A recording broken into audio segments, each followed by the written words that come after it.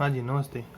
आज हम थ्योरम पढ़ेंगे। थ्योरम 1.3 दे रखी है कि P1 P2 belongs to P close interval A B, तो lower Darboux sum of P1 और the function f is less than equals to upper Darboux sum of P2। इसी तरह से सेकंड प्रूफ करना है हमारे को कि lower Darboux sum of P2 is less than equals to upper Darboux sum of P1। P1 P2 क्या दे रखा है यहाँ पे? P1 P2 की बात करते हैं। अगर हम P1 P2 दो पार्टीशन दे रखे हैं किसी क्लोज इंटरवल ए बी में, फंक्शन कौन सा होगा? फंक्शन दे रखा है, फंक्शन f दे रखा है। क्लोज इंटरवल ए बी में फंक्शन दे रखा है f। इसमें हमारे को सिद्ध करनी है ये दो बातें। इसका हिंदी में अगर हम देखते हैं क्या स्टेटमेंट बनेगा, अर्थात निम्न डार्बुक योग लोअर डार्बुक सम किसी भी अपर डार्बुक सम से अधिक नहीं होता है।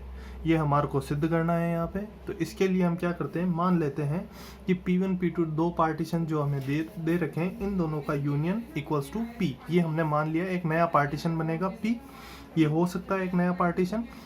अब ये जो पार्टीशन बना, इस पार्टीशन के लिए ये पार्टीशन क्या कहलाएगा? P1 तथा P2 दोनों का संयुक्त शोधन पार्टीशन, रिफाइनमेंट जो होगा, रिफाइनमेंट कहलाएगा। अतः P1 के लिए प्रमेय 1.2 से प्रमेय थ्योरम 1.2 क्या थी हमारे पास? थ्योरम 1.2 ये रहा स्टेटमेंट। साफ स्टेटमेंट देख सकते हैं कि lower Darboux sum of P1 is less than equals to lower Darboux sum of P is less than equals to upper Darboux sum of P is less than equals to upper Darboux sum of P1।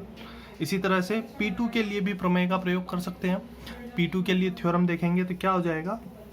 P2 के लिए theorem आ जाएगी, आप लोग statement देखिएगा एक बार theorem का, तो यही आएगा आपके। हमने ये थर्ड नंबर पे प्रूव करना था हमारे को। सबसे पहले ये पार्ट प्रूव किया था, फिर सेकंड नंबर पे ये पार्ट प्रूव करना था, फिर दोनों को कंबाइन करने के बाद थर्ड पार्ट में ये पूरी कंडीशन आती है आप लोगों के पास। तो इस P2 पार्टीशन के लिए हम देखते हैं, तो P2 पार्टीशन के लिए भी यही स्टेटमेंट आएगा आप लोगों के। अब हमारे को हम यहाँ देख सकते हैं कि upper Darboux sum of P is common and lower Darboux sum of P is common.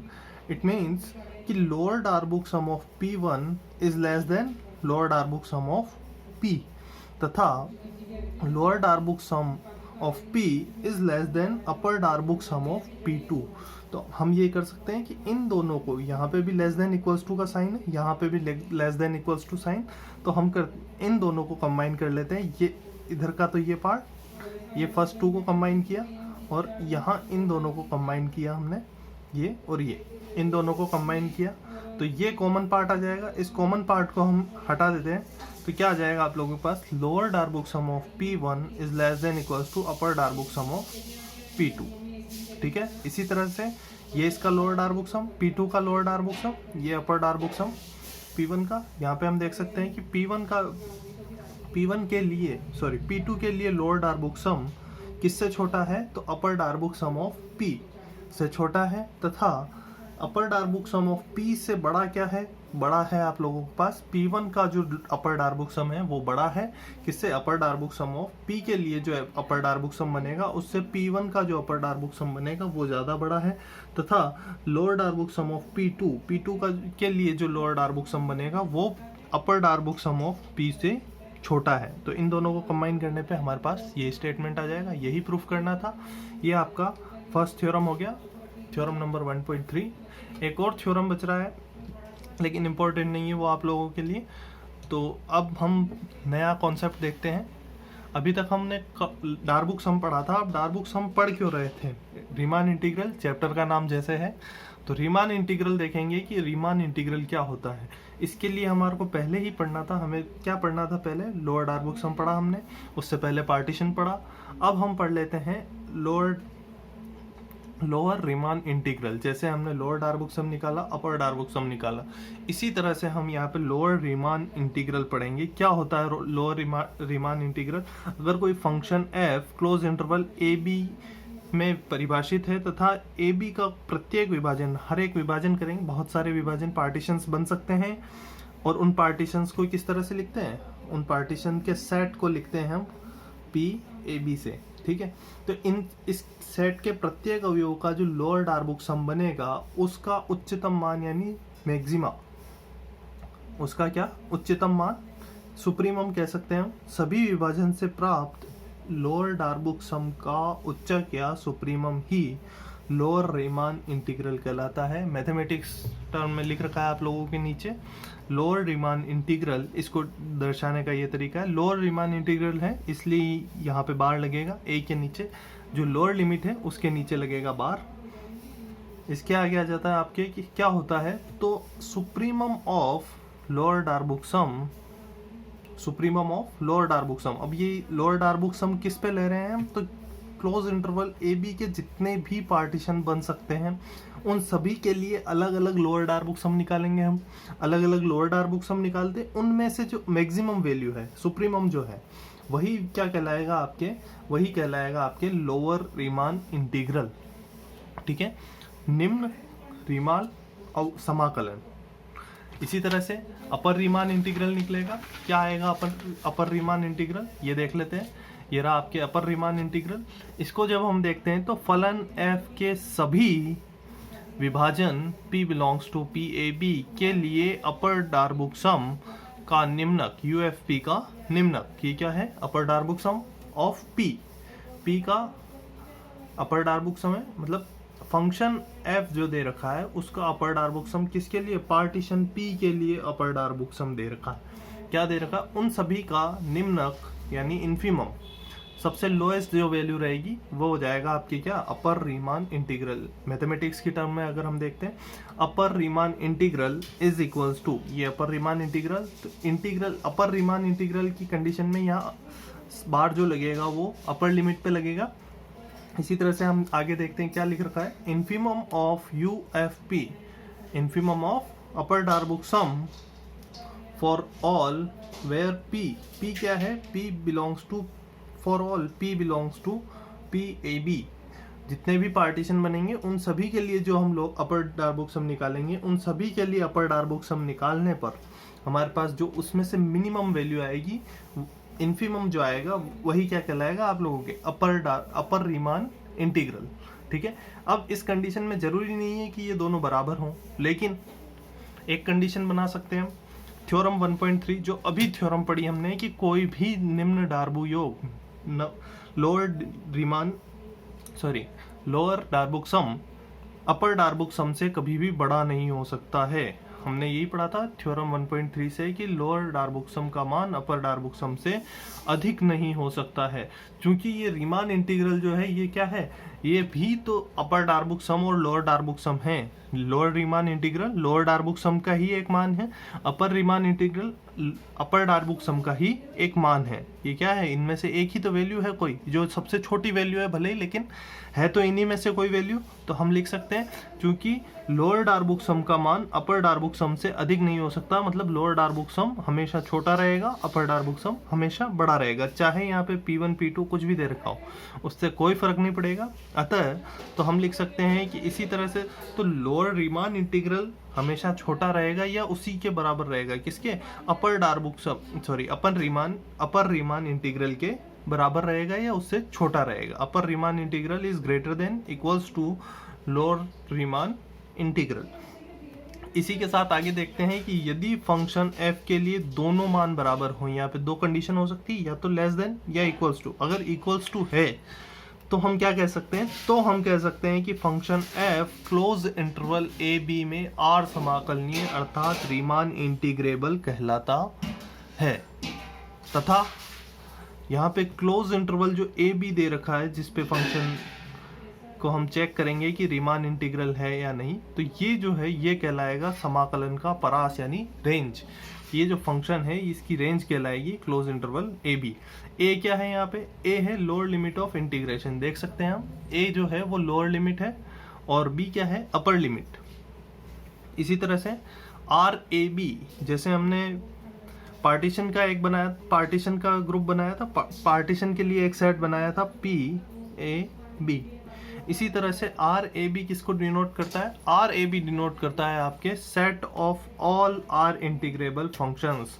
जरूरी तो है नहीं कि क्लोज इंटरवल ए बी में केवल एक ही फंक्शन होगा जो आर इंटीग्रेबल होगा, तो क्लोज इंटरवल ए बी में जितने भी फंक्शन आर इंटीग्रेबल होते हैं उन सभी के सेट को, जितने भी फंक्शन बनेंगे उन सभी के सेट को किससे रिप्रेजेंट किया जाता है, इससे रिप्रेजेंट किया जाएगा।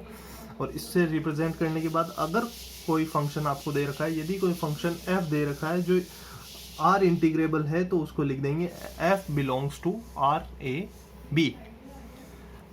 ठीक है, इसके बाद एक नोट आ जाता है, एक थ्योरम है, आएगी तो नहीं एग्जाम में लेकिन पढ़ना जरूरी है। Every bounded function need not to be R integrable. जरूरी नहीं है कि हर एक फंक्शन आर इंटीग्रेबल हो। इसके लिए हम एग्जाम्पल चेक कर सकते हैं कि एक भी अगर हमने एग्जाम्पल ऐसा बता दिया, कोई भी एक एग्जाम्पल बता दिया, ऐसा कोई एक फंक्शन निकाल दिया जो किसी भी एक इंटरवल में रीमान इंटीग्रेबल नहीं है, तो हम कह सकते हैं कि every bounded function need not to be R integrable. सबसे पहली कंडीशन बाउंडेड फंक्शन होना चाहिए। हम इसके लिए एग्जाम्पल देखते हैं। एग्जाम्पल दे रखा है क्लोज इंटरवल 0 से 1 में निम्न फलन परिभाषित करने पर। निम्न फलन किस प्रकार से दिया गया है? F x equals to 1। 1 कब वैल्यू आएगी? जब व्हेन एक्स इज रेशनल। 0 आएगा व्हेन एक्स इज इर्रेशनल। दो वैल्यूज ये ऑलरेडी, इससे आगे है ही नहीं। अब हम इसको चेक करते हैं कि पहले ये बाउंडेड है या नहीं। फर्स्ट कंडीशन क्या है? बाउंडेड होना चाहिए। तो फर्स्ट देखते हैं कि बाउंडेड है या नहीं। बाउंडेड कैसे देखेंगे कि अपर लिमिट लोअर लिमिट होनी चाहिए। अब चूंकि यहाँ दो ही वैल्यू दे रखी है तो हम कह सकते हैं कि ये अपर लिमिट लोअर लिमिट, एक जो छोटी वैल्यू है वो लोअर लिमिट, जो बड़ी वैल्यू है वो अपर लिमिट हो जाएगी। तो हम यहाँ देख सकते हैं कि फॉर ऑल प्रूफ में क्या आ जाएगा आपके, फॉर चूंकि 0 फंक्शन f जो है, फंक्शन f की वैल्यू कहाँ से कहाँ तक वेरी करेगी? 0 से 1 के बीच में वेरी करेगी। For all x belongs to close interval 0 to 1। अतः फंक्शन एफ एक्स क्या है? बाउंडेड है। बाउंडेड है और इसकी मिनिमम वैल्यू क्या है? 0। तो इन्फीमम क्या हो जाएगा? 0। इसी तरह से फंक्शन f की सुप्रीमम वैल्यू क्या है? सुप्रीमम आ जाएगी 1, मैक्सिमम वैल्यू 1, तो सुप्रीमम क्या हो गया? 1। फॉर एवरी पॉसिबल सब इंटरवल, सभी अब चूंकि इसमें ओनली 2 वैल्यूज दे रखी है 0 और 1, तो कोई भी हम इसका सब इंटरवल बनाते हैं, कोई कितने भी सब इंटरवल बना ले, किसके? इस close interval close interval 0 to 1 के हम कितने भी सब इंटरवल बना ले, उनमें कोई ना कोई वैल्यू इरेशनल भी रहेगी, कोई वैल्यू रेशनल भी रहेगी। जहाँ रेशनल आएगा वहाँ पे 1 वैल्यू आ जाएगी, जहाँ इरेशनल आएगा वहाँ 0 आ जाएगा। तो हर एक सब इंटरवल के लिए, प्रत्येक सब इंटरवल के लिए क्या हो जाएगा? इन्फीमम ये हो जाएगा और सुप्रीमम ये हो जाएगा। इसी तरह से मान लेते हैं, मान लिया कि P जो दे रखा है आपको, P एक पार्टीशन बना लेते हैं, कोई भी पार्टीशन। यहाँ पे वैल्यूज हमने फिक्स नहीं रखी है, कोई भी वेरिएबल्स हैं x1 x2 xn। पार्टीशन में ये एलिमेंट दे रखे हैं आप लोगों को। 0 to 1 का एक पार्टीशन है। अतः इसका जो लोअर डार्बुक सम अगर मैं निकालता हूँ, lower Darboux some equals to क्या आ जाएगा? लोअर डार्बुक सम की डेफिनेशन से ये आ गया आपके पास। अब परंतु M R is lower infimum of R is equals to infimum of rth interval, क्या आ जाएगा आपके? 0। क्यों आ जाएगा? कोई भी आप इंटरवल बनाइए, कोई भी सब इंटरवल बनाइए, 0 से 1 के बीच में जो इंटरवल दे रखा है उसका कोई भी सब इंटरवल बना लीजिए आप। उस सब इंटरवल के लिए क्या हो जाएगा? उस सब इंटरवल की एक कंडीशन रहेगी कि उसमें कोई ना कोई कम से कम एक वैल्यू तो इरेशनल आएगी, कम से कम एक वैल्यू रेशनल भी आएगी। जहाँ रेशनल वैल्यू है वहाँ पे फंक्शन का मान क्या हो जाएगा? 1। जहाँ इरेशनल वैल्यू है वहाँ फंक्शन का मान 0। तो मिनिमम वैल्यू 0 भी आएगी उसमें, मैक्सिमम वैल्यू 1 भी उसी में आएगी। तो हम कह सकते हैं कि प्रत्येक के लिए निम्नक जो है इन्फीमम आएगा क्या? 0। तो यहाँ पे हर एक के लिए 0 रख सकते हैं। कॉमन ये फिक्स रहेगा, कॉमन है तो इसको 0 से मल्टीप्लाई किया, प्रत्येक वैल्यू 0 से मल्टीप्लाई होके 0। ठीक है, तो आपका लोअर डार्बुक सम क्या आया है? लोअर डार्बुक सम आया है 0। परंतु P स्वेच्छ है। P जो हमने पार्टीशन बनाया है ये क्या है? स्वेच्छ। हमने आर्बिट्ररी कोई सा भी बना लिया है, यहाँ वैल्यू तो फिक्स की नहीं है। तो हम इसके लिए कह सकते हैं कि सभी जो लोअर डार्बुक सम आएंगे उन सभी का मान क्या आएगा? 0 आएगा। अतः इनका सुप्रीमम, अब 0 है सारी वैल्यूज, उनका सुप्रीमम भी लेंगे तो वो भी 0 आएगा। तो हम ये लिख सकते हैं, इसको 0 आ गया, इसको दे दिया इक्वेशन नंबर 1। ये हो गया आपके लोअर रीमान इंटीग्रल। ठीक है, बार लगाया हमने नीचे। इसी तरह से अपर रीमान इंटीग्रल निकाल लेते हैं। क्या आ जाएगा? इसी प्रकार दे रखा है। अपर रीमान इंटीग्रल अपर डार्बुक सम निकालेंगे पहले। अपर डार्बुक सम की डेफिनेशन से आ जाएगा, परंतु M R, capital M R, M किसको रिप्रेजेंट करता है? सुप्रीमम को। सुप्रीमम को रिप्रेजेंट करने के लिए ये आरवा जो इंटरवल है उसके सुप्रीमम की वैल्यू क्या आएगी? 1 for all R equals to 0 1 2 n। सभी के लिए ये क्या रहेगा?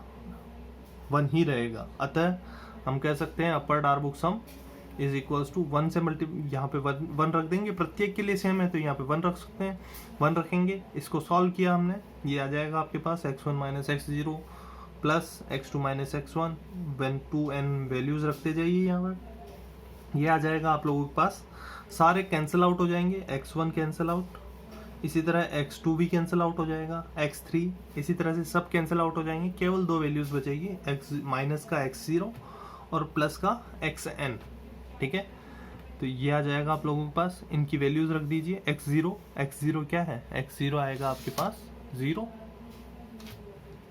फर्स्ट वैल्यू, और x1 आ गया 1 लास्ट वैल्यू, तो ये आ गया आपके पास 0 1, तो ये पूरी वैल्यू आ गई 1। अब इनका इनकी इन्फिमम वैल्यू जो निकालेंगे हम, सभी वैल्यूज 1 है, इन्फिमम निकालो तो भी सेम रहेगा। ये आ गया आपके पास infimum.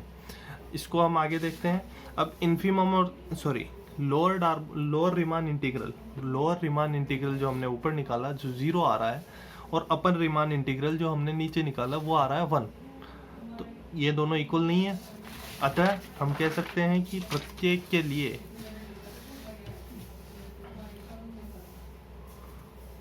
Bye equation 1 and 2 lower Riemann integral is not equals to upper Riemann integral.